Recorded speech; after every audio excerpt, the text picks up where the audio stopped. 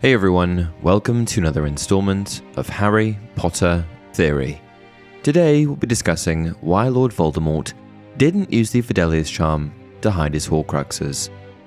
Within Wizarding Society, making a Horcrux is considered to be one of the most heinous acts of dark magic, which likely accounts for how infrequently these evil objects have been created over the course of history. In fact, since its creation by an ancient Greek wizard called Herpo the Foul, Voldemort became only the second known wizard to have made a Horcrux. And while the exact ritual involved in creating a Horcrux is relatively unknown to the majority of the wizarding world, it is said to be so barbaric and dark that even witches and wizards who do know what's involved won't speak of it.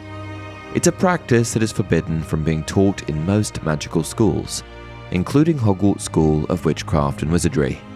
In fact, Hogwarts has gone so far as to prohibit all reading material on the subject, even in the restricted section of the castle library. The only details that are known for certain are that, in order to create a Horcrux, one must be willing to kill another without remorse and then perform a ritual steeped in the traditions of the dark arts, of which the exact details remain a mystery. Once performed, the result of the ritual is the splitting of one's soul into two, with the piece of soul that's been ripped from the body requiring a new home. This bit of soul, when placed into its new vessel, is the Horcrux.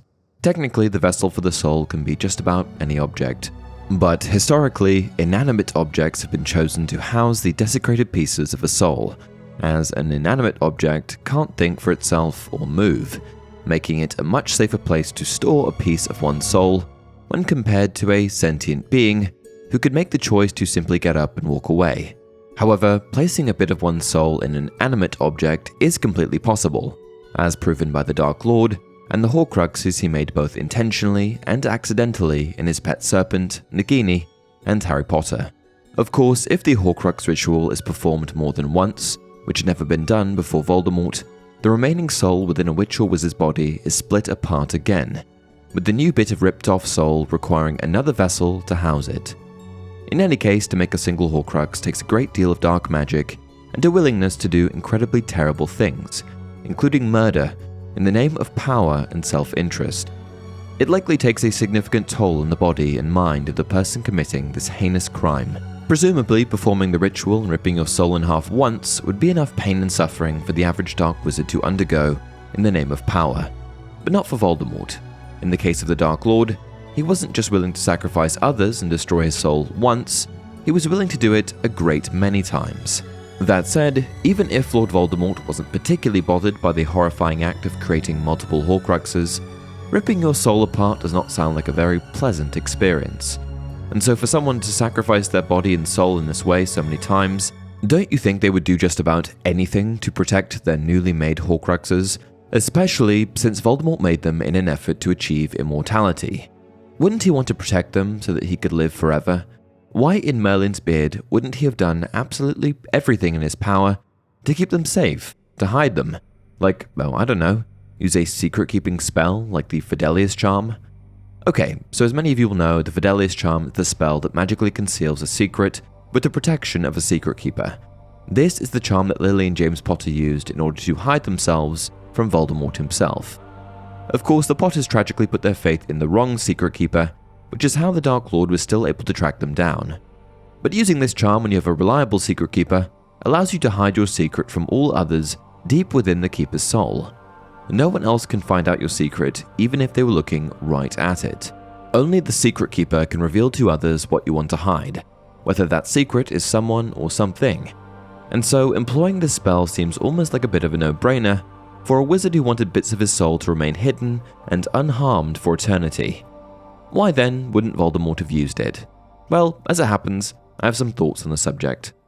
Voldemort first began creating his Horcruxes when he still went by his birth name, Tom Riddle. In fact, we know that he initially became interested and aware of this brand of dark magic when he was attending Hogwarts, as he asked Professor Slughorn for information on the topic when he was still a student. With this in mind, it's possible that a young Tom Riddle simply wasn't aware of the Fidelius Charm and, therefore, couldn't have thought to use it. After all, it is a rather complex spell that wouldn't have been taught to young students at Hogwarts. Plus, the Fidelius Charm is not dark magic, which perhaps made it of little interest to Tom. Of course, as Tom evolved into Voldemort, it's almost a certainty that he would have become aware of the charm, especially considering that this was the spell that hid the Potters from him. So why wouldn't he have used it then? Perhaps chosen a secret keeper and retrospectively hidden the locations of his Horcruxes with the charm.